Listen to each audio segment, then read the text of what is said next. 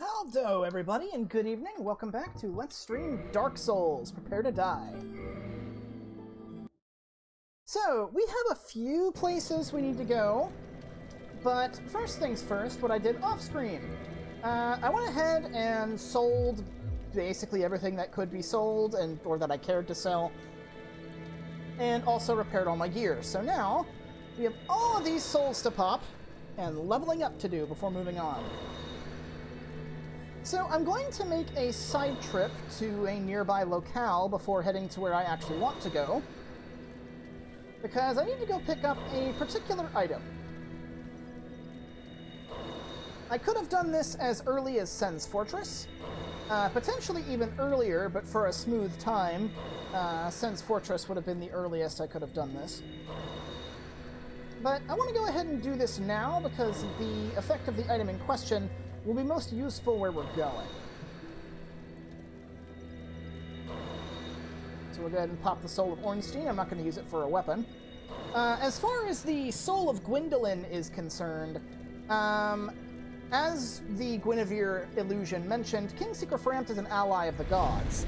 So he will pay extra for stuff that is aligned with the gods or something related to them.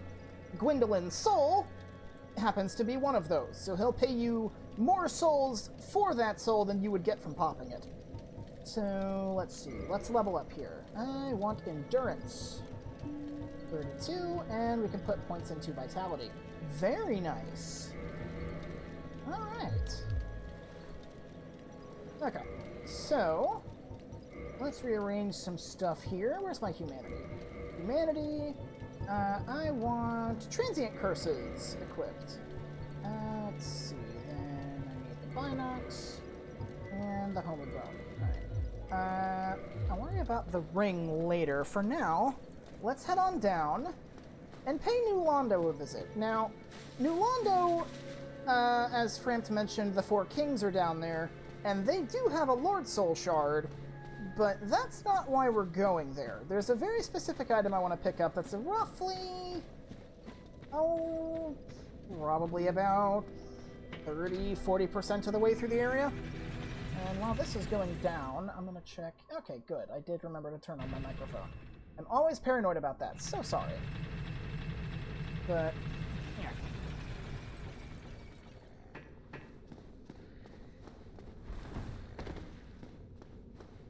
But there's a very specific item I want to pick up about 40% of the way through the area or so. That will make where we're going a little bit less dangerous. And hey, is that the Crestfallen guy? It is, and he's gone hollow.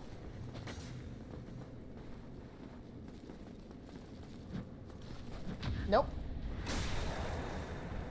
Now, you do want to be careful fighting Mr. Crestfallen, hollow or not, because he will try and parry you. Okay. You want to watch when he backsteps, because he likes doing backstep attacks.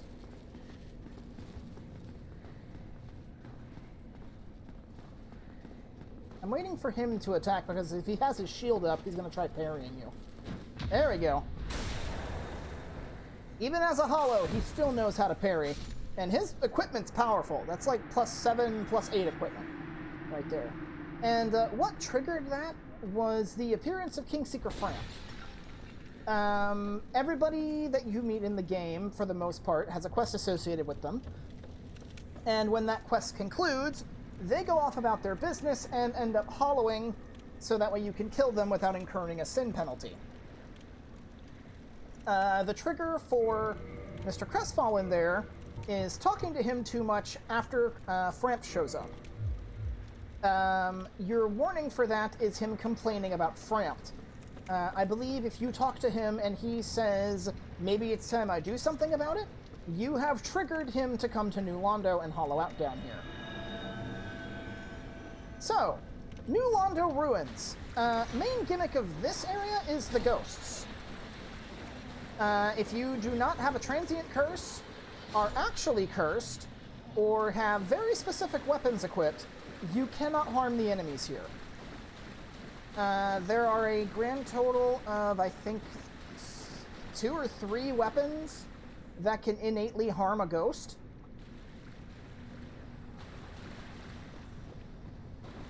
But something important to note about what makes the ghosts so dangerous, because you see, they don't give a whole lot of souls. They only give like 200.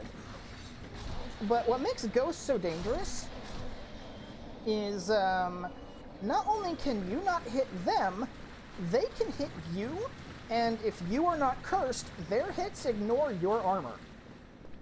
The best way to deal with ghosts is to use the item Transient Curse, which is a item exclusive buff that grants you the curse's ability to fight ghosts without actually incurring a health penalty like Curse normally would.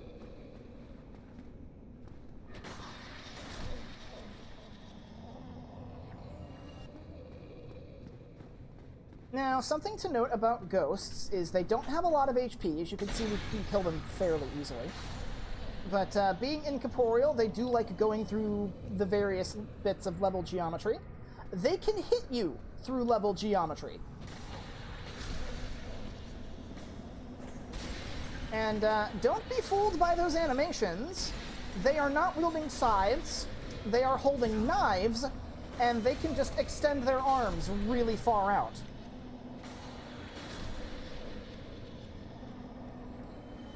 Now, y'all may notice I have the Covetous Gold Serpent Ring equipped. The reason for that is because there are scant few transient curses that you can actually find just out and about.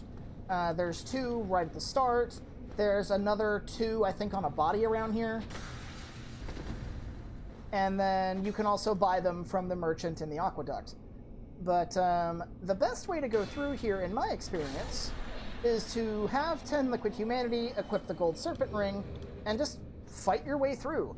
The ghosts have a 2 Transient Curse drop. They'll drop a pair of Transient Curses occasionally, and you can use that to maintain your stock. So now we have a unique one over here. This isn't a ghost. You'll notice that one screamed, and we got a Transient Curse from that one. And, okay, good. That wasn't a ghost, that was a Banshee. Banshees are basically the same thing as ghosts, only they use a ghost blade, not a jagged ghost blade. I believe they also have a ranged magic attack. It's the same lightning-looking attack that the female snake warriors have. So when you're using a Transient Curse to fight the ghosts, the buff is temporary. It's a little bit like Cast Light. It only lasts 5 minutes.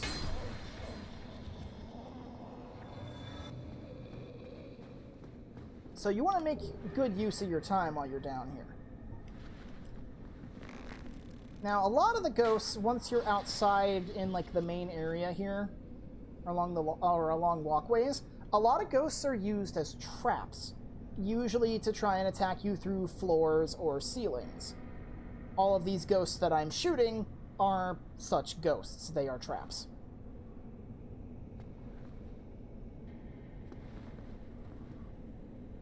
Now, this one's trying to float up to us. The only downside to using the Gold Serpent Ring is that I get poise broken with every hit against these guys. If I had the Wolf Ring, that wouldn't be a problem. I could take 1 hit, I believe, from them. But in order to maintain my ability to actually harm them, I need the Gold Serpent Ring. What I think would have been a nice trade instead of using Transient Curses would be having a Transient Curse, like, ring, where as long as you wear it, you can harm ghosts. Some of the weapons in the game that can actually hurt ghosts without needing to be cursed, or you needing to be cursed, there is the actual ghost weapons that the ghosts themselves wield. Regular ghosts use a knife called a Jagged Ghost Blade, and the Banshees use it's just called a Ghost Blade. Okay, so that's the Transient Curse worn off, but I don't think there's any further ghosts out here. In this area, however, there are a ton of ghosts. So, thankfully, this is where I want to go. So, if you are a miracle user, and you have Wrath of the Gods, this room that we are currently in is a really good place to use it, because there's like 8 or 9 ghosts up here. And they like to surround you.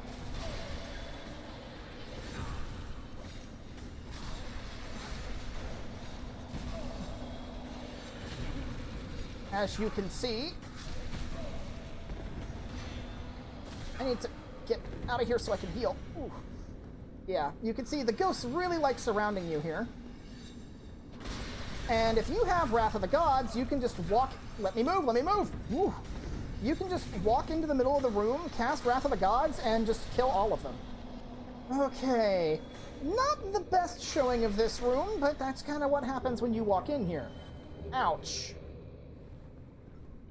Ah, good to see Newlander Ruins. Baby Chris the Fox, how do? I don't believe I've seen you in my chat before. Let me see, are you a new chat? Yes, you are a first-time chatter. How do? Welcome to the stream. But yeah, if you're a Miracle user and you have Wrath of the Gods, this is probably the best place to use it. There's also a Banshee in here. Just go ahead and kill everything. Baby Chris the Fox has joined the adventuring party. Thank you so much for the follow. I really appreciate that. Okay.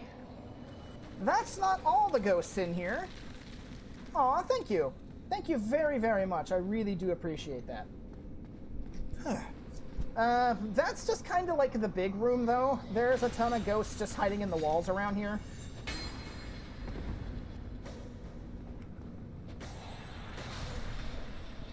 And we will be coming back to this area later. But there's just one specific thing I want to grab from in here before we go about our business with where I actually want to go. Okay, there's going to be, I think, 2 ghosts coming at me from there. Yep.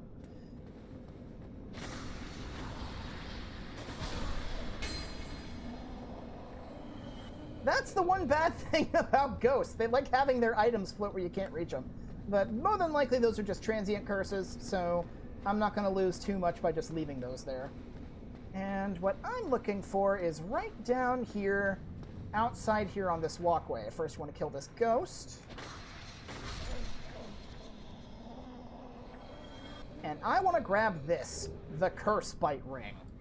Now, we've actually seen some bite rings before in Oswald's inventory. One of the infamous bite rings commissioned by Sir Arstor of Kareem. Despite the dreadful rumors surrounding its creation, this ring is an unmistakable asset in its ability to help prevent curses. This gives you a massive boost to curse resistance, which, while not a common thing, is going to be something we're going to have to deal with in the area we're going to. So I want to go ahead and just have that to make sure I don't insta-die, because there's a lot of curse coming up. Okay, so now for what I actually want to do. I want to warp to the Dark Moon Tomb. This is where we fought Gwendolyn. So, Baby Chris the Fox, how are you doing this evening?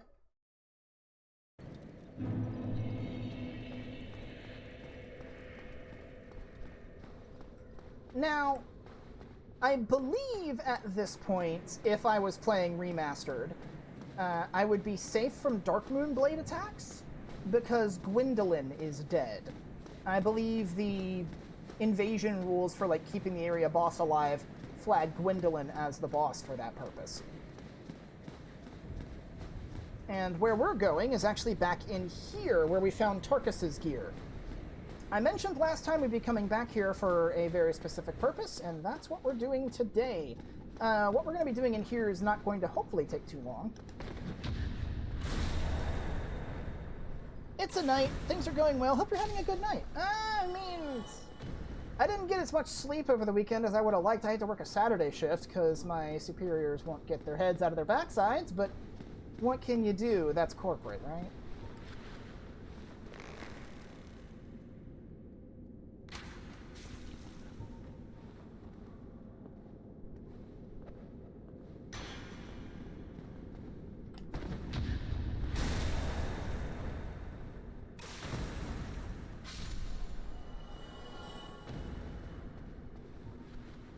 Uh-oh. Well, he saw me, so that makes this a little bit easier. Come on.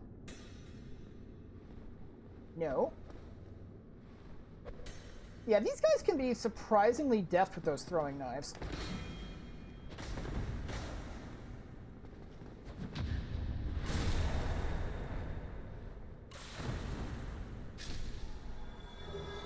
speaking of, throwing knives. Oh yeah, I don't need transient curses anymore. Let's see. Had to work Saturday as well, got really busy and they needed help. Figured why not, been a few months since I was asked to work a Saturday. Yeah, my company doesn't like us working Saturdays. They don't like overtime in general. But because they kept giving contradictory orders, we more or less had no choice.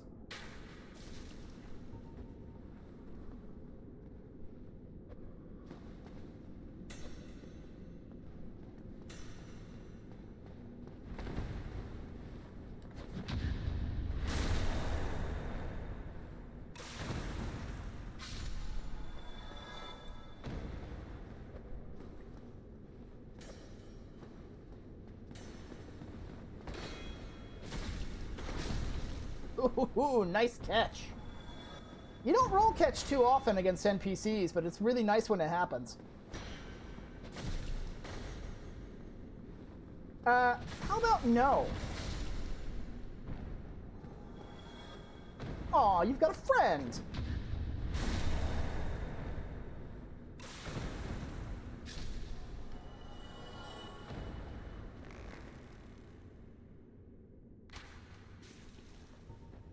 Now, we do actually have quite a bit to do today, because I'll be going through 3.5 areas, technically.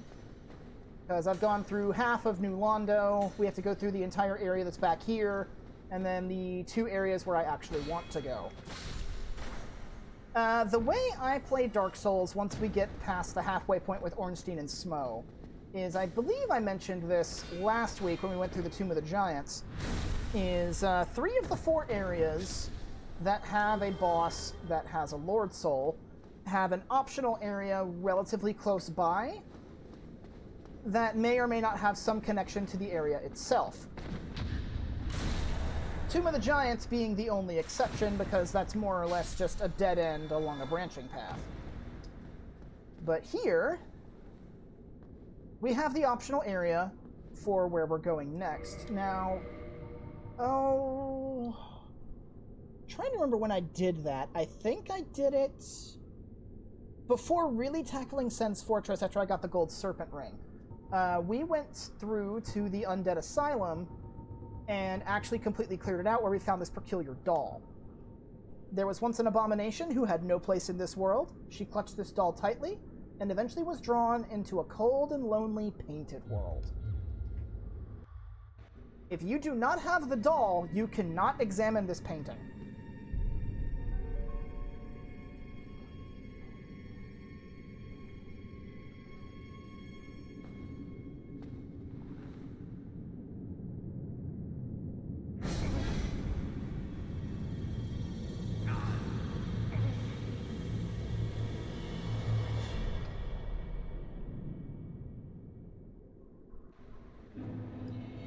The Painted World of Ariamis, or Ariamis. I don't know exactly how that's supposed to be pronounced. I call it Ariamis, personally.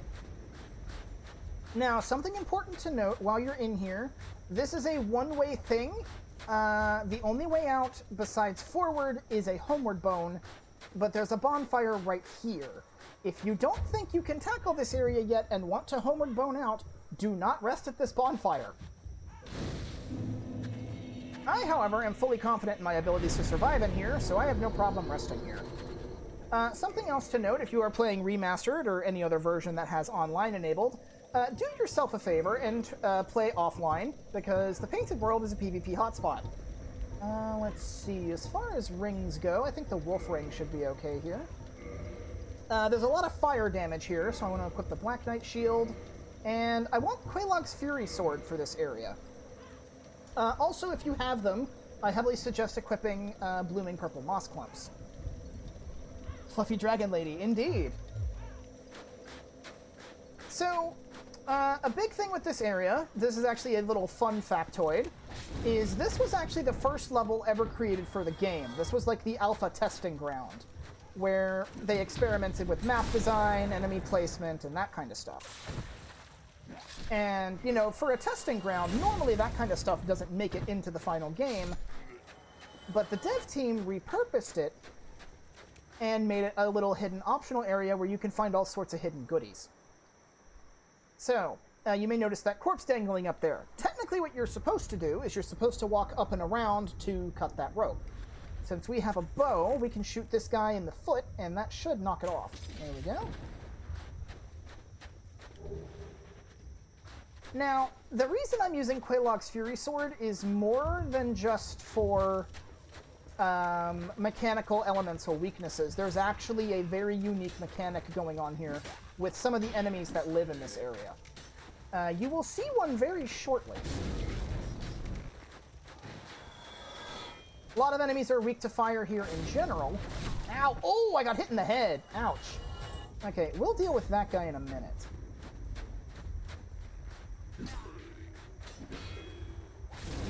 Ooh, I didn't even mean to clip you. Nice. Glad they put it in the game. It's also a good place to level up. That's actually, yeah, that's a good point.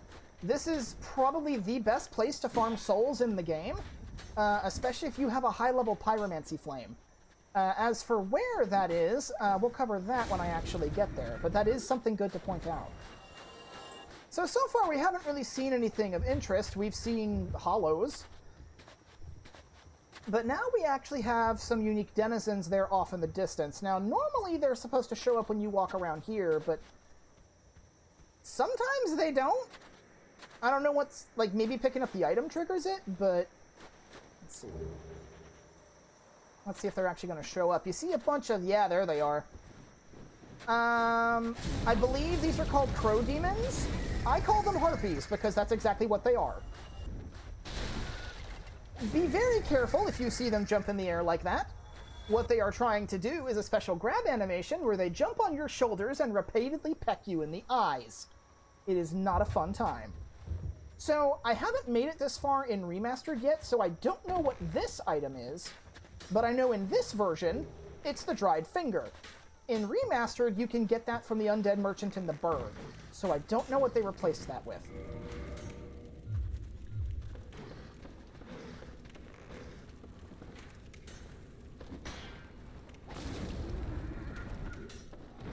Okay, so these guys are the reason I have both the Black Knight Shield and the Quelaag's Fury Sword.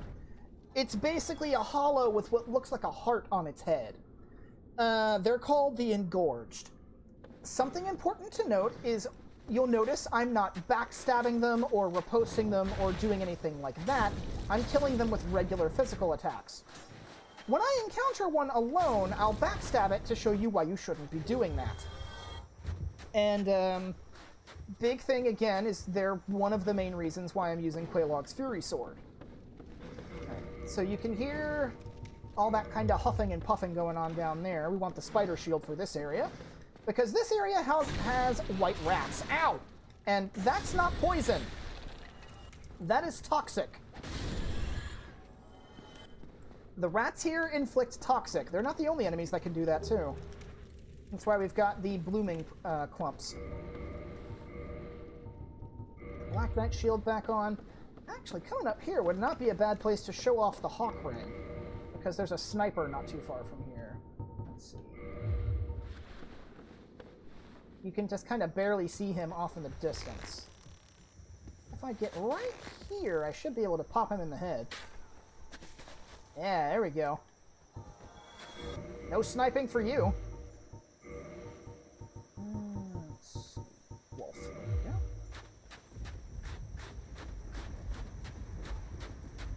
Yeah, mostly this place is just filled with hollows of varying flavors. Alright, I'm gonna try and backstab this guy. Now watch his body. Or, you know, the camera could just turn around and make it to where you couldn't see his body. Let's try it with this one. Notice how when he died, he exploded in a cloud of blood. These engorged hollows have toxic blood. When they die, they splash you with it, unless you kill them with fire damage. If you kill them with fire damage, the flames will cauterize their wounds and they can't bleed on you. And when I say toxic, I do mean toxic. They will inflict the toxic status. Okay, knock that one down. There's another hollow walking around up there. Yeah, there he is. Now, the nice thing about the painted world that I really enjoy is that it's nice and compact, it's fairly short, but it's very dense. It's compact, and there's a lot of layers to it. I know you see me. Get down here.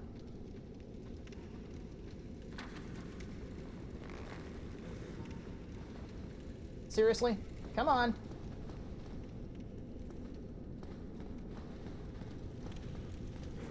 Get down here, you stupid hollow.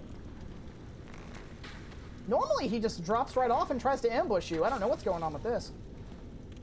I think his pathing might be messed up. And I just barely can't aim that high.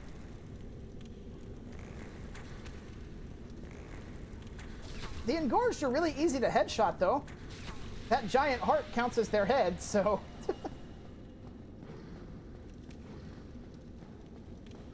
Alright, so from here I don't want to go forward. I actually want to go over here, and going into the dense level design, I actually want to go down.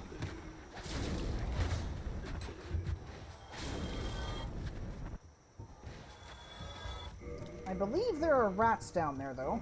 So, whip our shield and let's head down.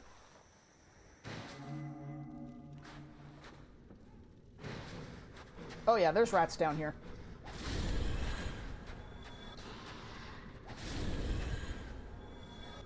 Much like their poisonous cousins in other areas of the game, these rats can drop humanity if you want to farm them.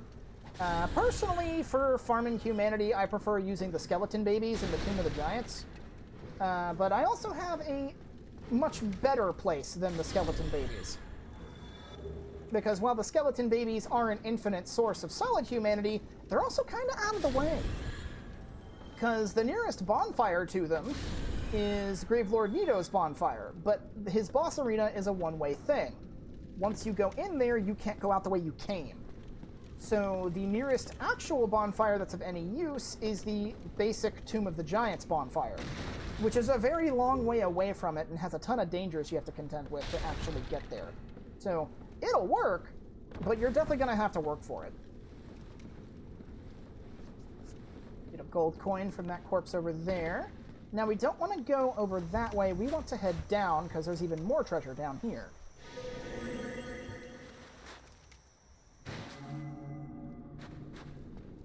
Including a chest, and that chest has something we want. Or rather, multiple somethings. Thankfully, there are no mimics in here, so this is good. The Painting Guardian set. Specifically, I want the gloves and the chest piece. I don't care about the hood too much. But the Painting Guardian set is a light armor set that uniquely upgrades with Twinkling Titanite. And it's noteworthy for being part of a custom set to give you the best poison resistance in the game. Specifically, you want the hood, the chest piece, and the gloves. The gold-hemmed black skirt has slightly better poison resistance than the Painting Guardian skirt does at max upgrade, but everything else surpasses the gold-hemmed set. So when we eventually get the ability to do so, I do want to upgrade that, even though poison, really at this point, there's only going to be a few more places where poison's even a factor, this area included. Let's see, there's this area where poison's a pretty big deal, and then there's an area way later. I think it's actually going to be the next area we go to for a Lord Soul. Also has poison as kind of a thing, but only in one specific spot.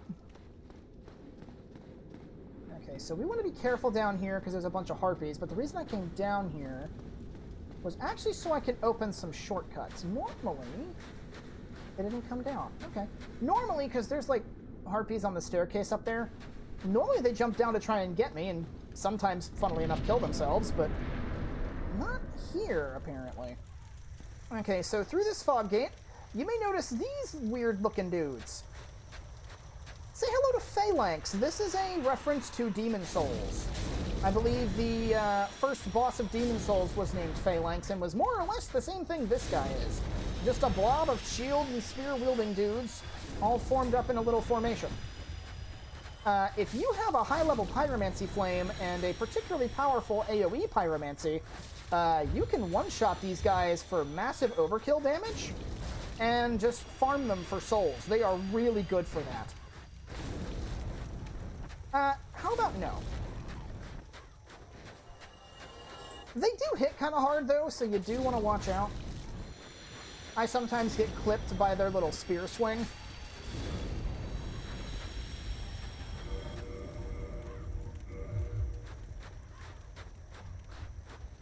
Now, before I go any further, I want to go over here and open this door.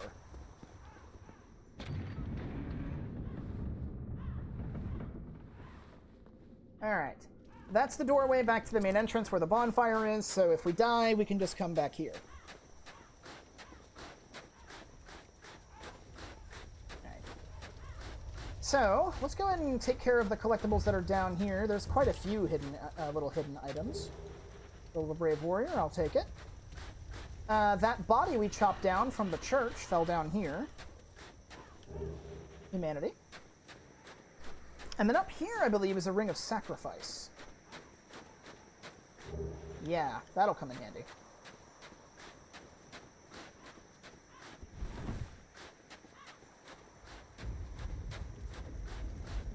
Okay.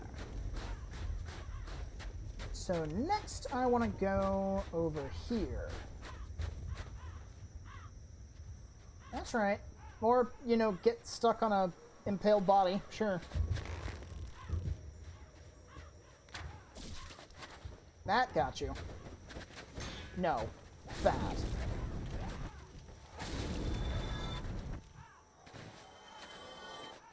There's a couple of these guys hidden around in this little field.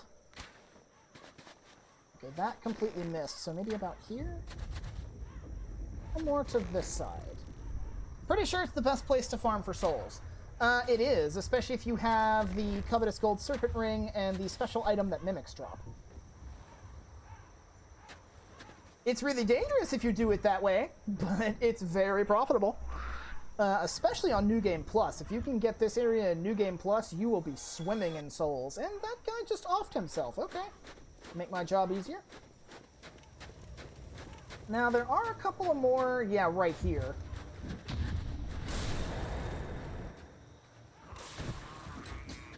No. I think that'll do for the regular enemies around here, so now I want to make some preparations. If I'm fast, this shouldn't be a problem. So Grass Crest Shield. Chloranthy Ring. And I want Great Magic Weapon. So, when you head towards these bodies, Soul of a Proud Knight, Soul of a Proud Knight. Now we want to immediately rush back for the stairs. King Jeremiah. Be very careful, this guy is a very powerful pyromancer.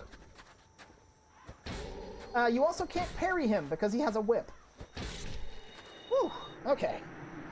Now, it is very important if you actually want to 100% clear this area and make a very specific trade with Snuggly the Crow, you kill him before you engage the boss. So we get a humanity for banishing him, and we get his notched whip. Symbol of Avarice, good for extra souls at the cost of being 10 pounds and taking 5 HP a second. I actually don't remember the HP drain rate. My practice run file actually got it as a random drop from a mimic. But I don't remember specifically like how much it weighed. But yeah, since Jeremiah there is a dark spirit, you want to kill him before you engage the boss of the area. Because if you kill the boss before taking care of him, you will lose access to his unique loot. There's another ambush up here. One of the more common ambushes in this area is the hollow dangling off the wall.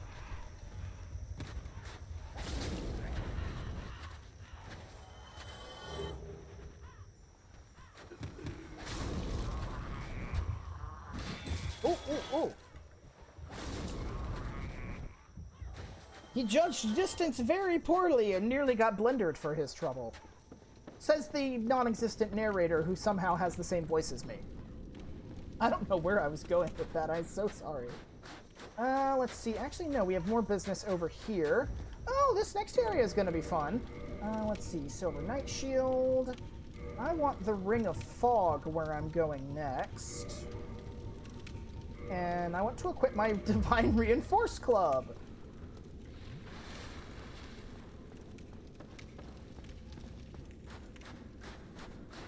Because remember how I said you'd find a wide variety of enemies down here?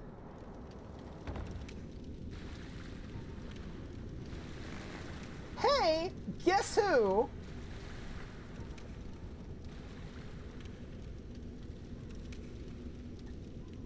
It's our friends from the catacombs, the Wheel Skeletons. And this is probably the worst area to encounter them in, because you're fighting them in an enclosed space.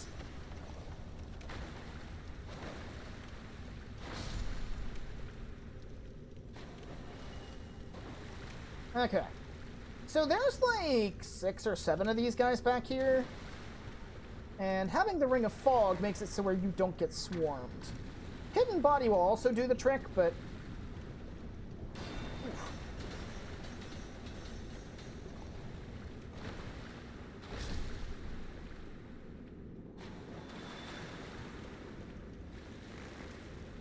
Let's see what else we got back here. Yeah, you. I can just barely see you over there. That's right, come to my little corner.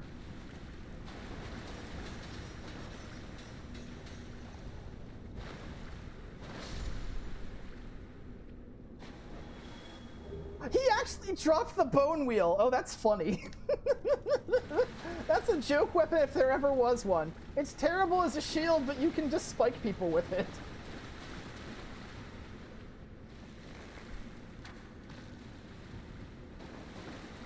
I actually remember encountering somebody.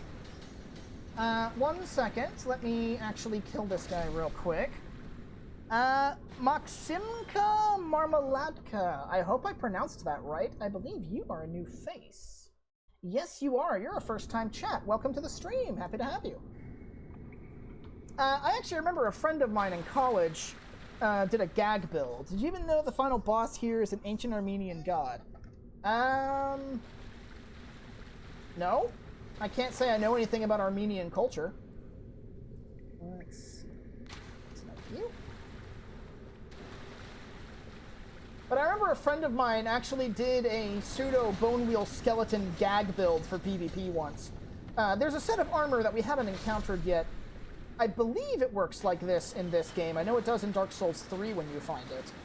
But there's a suit of armor that when you wear it, lets you do chip damage to enemies by rolling into them.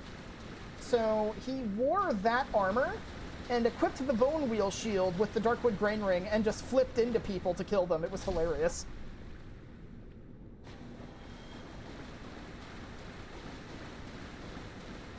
Okay, I believe that is all the Bone Wheels in the central chamber. So let's go ahead and grab all these. Kirk, Knight of Thorns. Yep. That's exactly it. And the main reason we came down here was to turn this handle.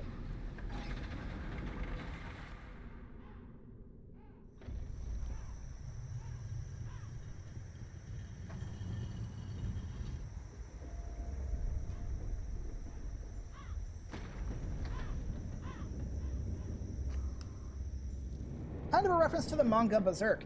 Indeed, From Software really likes referencing Berserk. Not just with the bone wheels either. I believe I made mention of that when we found the greatsword on Tarkus's body. That was also a reference to Berserk. But yeah, there's a very obvious hidden wall here. And guess what?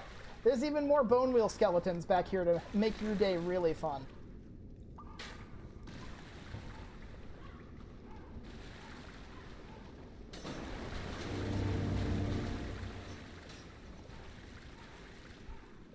Come on.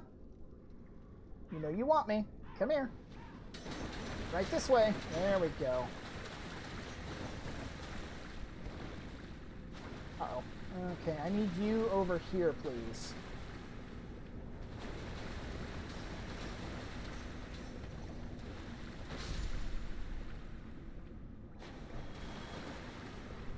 want to welcome you to the Bone Zone. I don't want to go to the Bone Zone. I'm quite attached to my flesh. Alright, I think there's another one back here. Yes.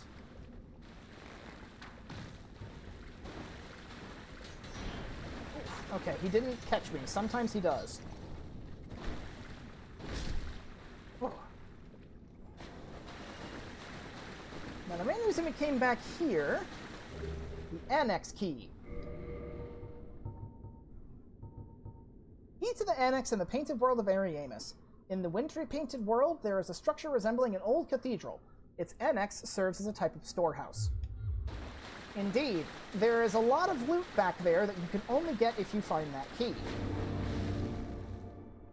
So this next area has something a little bit devious. There's a bone wheel right around the corner.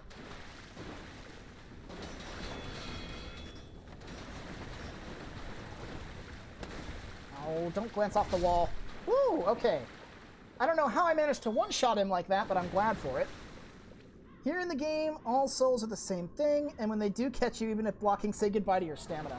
That's actually one of the reasons why I really like why this particular shield I'm using, why I call it my baby. It is one of the best shields in the game, partially for that reason. Okay, so we have an Engorged here who will never attack you and only has 1 HP. Still want to kill him with fire, because he will bleed on you. And this guy is unique because he's an enemy that drops a guaranteed item, Pyromancy Fire Surge. I actually have a funny story about that Pyromancy when we get to a later area. I had some fun with that one back in my PvP days.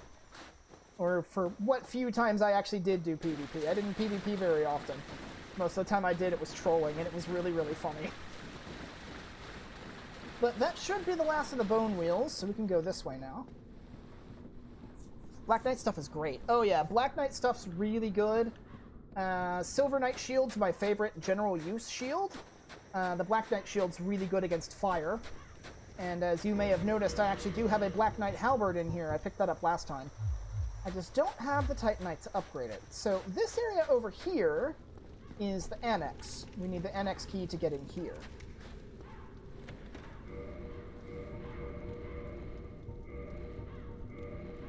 Oh, not the Ring of Sacrifice. I want the Ring of Fog. As up here, you may have noticed some of the Engorged, like shooting fireballs at you from afar. Up here, right at the start of the Annex, is an Engorged positioned on a perch where he can very easily snipe you. So the Ring of Fog will make one less thing I have to worry about with that. All souls are simply one and the same original primordial flame divided into parts.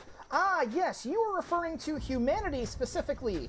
That is in reference to the titular Dark Soul.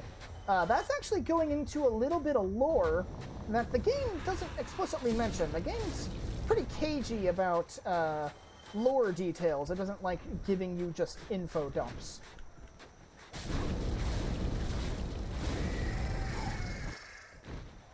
Imagine me having to do all that with that guy up there sniping me. Dark Ember. Oh, that's the black screen. Hang on. You good, game? There we go. So let's look at that, since I didn't get a chance to look at the large Divine Ember. Ember required for weapon ascension. The church long hid the forbidden black ember, and no living blacksmith knows of it. Ascends +5 divine weapon to occult weapon. Occult weapon can be reinforced to +5. Occult weapons were used to hunt the gods and are effective against their followers and kin. So this goes into a weapon modifier that we don't really see all that often. We found an occult club among Havel's effects in Anor Londo, but I ultimately ended up selling that. What the Dark Ember does is it ascends up the occult path, which is the sort of secondary divine path. You still get faith scaling and magic damage, but instead of doing extra damage to skeletons and stopping them from resurrecting, it does more damage to enemies that are either deities or aligned with the deities. Specifically, this affects Dark Sun Gwendolyn, Silver Knights, Black Knights, and I believe both kinds of Sentinel are also affected by occult damage. Speaking of occult damage, we get probably one of my favorite occult weapons right here, Velka's Rapier. This is a weapon I'm going to be hanging on to for one very specific purpose, but it's going to be very good at what it does. A symbolic, powerful thrusting sword used by Pardner serving Velka, goddess of sin. It is no mere symbol, to be sure. The Pardner is an inhuman swordsman and wields this enchanted blade with special sword technique. So this has a 110 occult modifier and does physical and magic damage that is affected by your intelligence, I believe. I need 16 intelligence in order to use that. That is fine. I can invest a point in that. What I love about the series, you need to read items and stuff to get extra lore. It's not just spoon-fed. Here, the game will try to convince the main character that his soul is unique and special, but in fact, it's a feature of the primordial fire itself. Yes, thank you for reeling me back in from that tangent. Tangents happen quite a lot, unfortunately, with me. So, going into a little bit of the lore, specifically the lore from the beginning of the game. Watch out for that hole, by the way. That actually is a death pit. And if you fall in there, you will die. Now, there's supposed to be some harpies that drop down. Sometimes they do, sometimes they don't. Looks like it's not doing it this time. But, so, when the lords found the first flame, there were 4 souls in there. There was the soul of light, the soul of life, the soul of death, and the soul of dark. Gwyn got the soul of light, which he split between Seath the Scaleless and the 4 kings. Nito got the soul of death, obviously enough. The Witch of Izalith got the soul of life, which we'll see what became of her when we go after her. And then the Furtive Pygmy got the Dark Soul. Now, if we're not taking the lore of Dark Souls 3 into consideration, the Pygmy kind of just disappeared without a trace once he got the Dark Soul. But whereas the other 3 lords used the power of their Lord Souls to end the Age of Dragons, the Dark Soul and the Pygmy sort of fragmented the Dark Soul and distributed it among primordial man, who would eventually become humans. And it just kind of kept splitting and splitting. Oh, you're going to try and grab me. No. Oop, that's not good. Let me get over here. No grabbing. And the fragments of the Dark Soul basically just split over and over and over and over, and we know those today as humanity.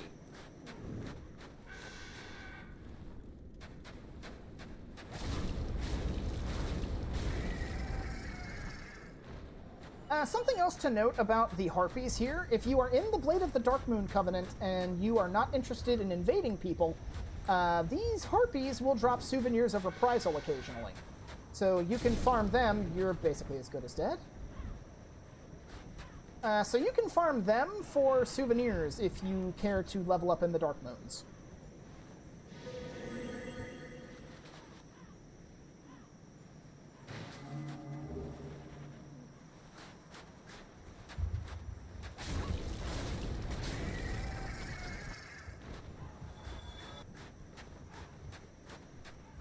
That should be all of the Harpies for now.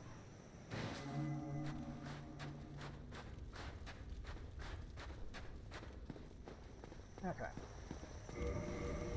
Time to adjust my setup. We want the Grass Crest Shield, Quaranthy Ring, and we want Quelaag's Fury Sword for fire damage. Souls are the same due to the common essence, like an Integrator, Dark Soul or not. These are false binary labels of the same thing. If you say so. I know enough about the lore to get invested in the world, but I'm not the kind of person to theory craft or do anything like that. So, say hello to another undead dragon. We saw one of these in the Valley of Drakes. And much like his cousin, he is guarding stuff. And this one we will actually be killing. Hey there, beautiful. So, this guy primarily has 2 main attacks, technically 3. He has Toxic Breath, which he will spew wherever you happen to be, usually.